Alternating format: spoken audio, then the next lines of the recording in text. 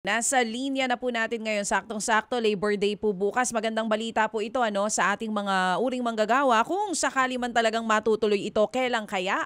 Magkano kaya ang magiging aumento sa sweldo? Kasama po natin mula po sa Department of Labor and Employment, Secretary Benny Laguesma. Good morning po, Sec. Magandang umaga, DJ Chacha. At magandang umaga din kay Ted. Magandang umaga din po sa inyong mga taga-subaybay at taga-tangkilik. Salamat po. Maraming salamat po, Sec, for being on the show. Sec, ano na po ang status ngayon ng wage review para nga po dito sa Metro Manila? At meron po ba tayong target date kung kailan po ito magiging epektibo at sa mga napag-uusapan, magkano po ang magiging aumento? Kung babalikan po natin yung nakaraang Labor Day, meron po doong direktiba ang ating Pangulong Ferdinand R. Marcos Jr. na timely review, 60 days po bago ang anniversary date ng pinakahuling wage adjustment. Sa bahagi po ng NCR, ang kanila pong pinakahuling, ang effectivity po ng pinakahuli nilang wage order ay July 17. So pabalik po tayo ng 60 days. Magsisimula po sila second week ng Mayo sa proseso at inaasahan po natin na makukumpleto po yon bago po dumating yung anniversary date na July 17. At kung magtutuloy-tuloy po yan, susunod naman po yung ibang mga rehiyon dahil sa inyo namang pagkakabatid din na DG Chacha ay iba-iba po ang effectivity date ng mga wage order sa iba-ibang mga rehiyon.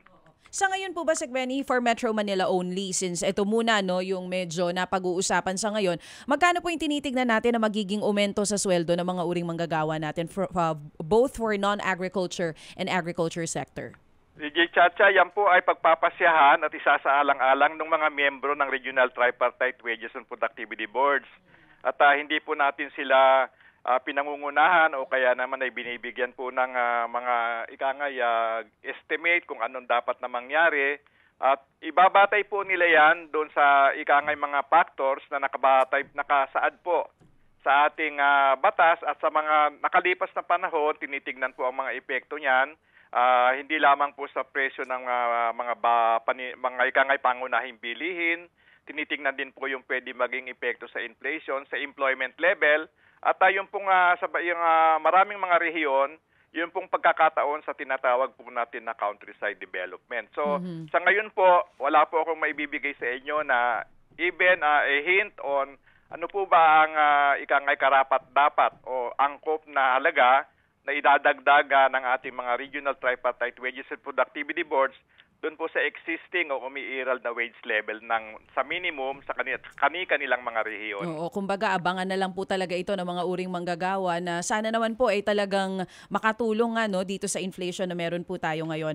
Ngayon po, Sec, dito nga po sa napipintong pagtaas ng sweldo ng mga workers natin, paano naman po sinisiguro ng DOLE na ito pong wage hike ay hindi magiging pabigat naman po lalo na po para sa mga micro at small businesses po natin? Yun po talaga ang medyo mahirap na pagbabalanse kasi alam po natin na marami po kung hindi man halos lahat ng mga existing business enterprises sa ating bansa ay nandun sa kategorya ng micro, small and medium enterprises. Pero ganun pa man po, dapat po natin sigurong tignan yung pangangailangan ng manggagawa at ito po ibalanse sa kapasidad ng mga kumpanya na magkakaloob ng anumang adjustment ang mapagpasyahan. At siguro nais ko rin siguro bigyan din na ang tinutukoy lang naman po ng ating Regional Tripartite Wages Productivity Boards ay may kinalaman sa minimum, yung pong entry level na tinatawag. Beyond that, meron po namang mekanismo kagaya po ng bipartite arrangement ng employer, mag-uusap sila at sa kanilang mga manggagawa.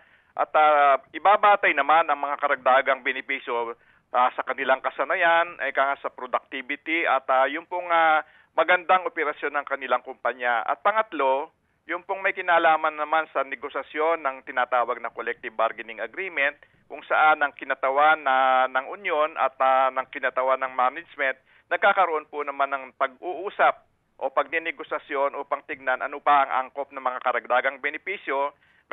kasama na ang karagdagan po sa umiiral na sweldo sa anumang mga kumpanya. Oo, ito na nga po yung medyo mahirap na trabaho ng DOLE kung paano po kung paano talaga gigit na sa pagitan po ng mga employers at ng atin pong mga uring manggagawa. Pero bago po ba ito naging pag-anunsyo ng pagtaas ng sweldo, nagkaroon po ba tayo ng konsultasyon dito po sa ating mga micro at small businesses?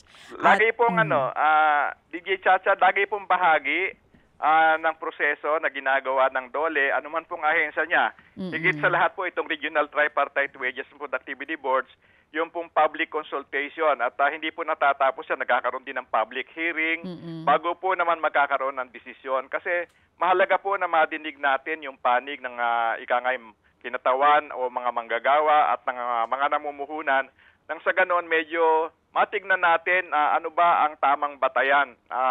At maraming salamat, nasabi mo na talagang ito'y difficult na napakahirap na trabaho. Subalit ito po'y mandato na dapat nagampanan. Kaya gano'n man po kahirap yan, dapat lang ay maging batayan ng desisyon ay yun nga pangunahin yung pangangailangan ng mga manggagawa at kanilang pamilya at titignan po naman natin ang kakayahan. Nang sa gano'n matiyak po natin ang pagpapatuloy ng trabaho at sana makalikha pa ng mas marami na magbibigay ng masigit na proteksyon sa atin pong mga manggagawa. Sec, bukas po araw ng paggawa. Ano po ang programa po ninyo at saan po magtatalumpati kung meron man ang presidente? Kagaya po, Ted, kagaya po ng nakalipas na 2 taon, meron po tayong malawakang o nationwide na jobs fair. Isasagawa po ito sa lahat ng mga rehiyon. At meron din po tayong kaukulang pagkakaloob ng mga livelihood assistance sa atin pong mga eligible na beneficiaries. Kasama pa rin po dyan yung pagkakaroon po natin ng pagkakaloob ng mga upgrading at upscaling ng mga kasanayan ng ating mga manggagawa. Ang main venue po ng celebration para bukas, Ted, ay sa SMX Convention. At amin pong inaasahan na dito po magsasalita ang ating Pangulo upang mag-deliver ng kanya pong mensahe para po sa ating mga manggagawa. Pwede ba makakuha kami ng patikim, Sec? Ano ba, meron bang dapat abangan na announcement ng presidente na ikagagalak po ng mga uring manggagawa o maging ng mga employers perhaps? Ted, kagaya mo, ako ay naghihintay din.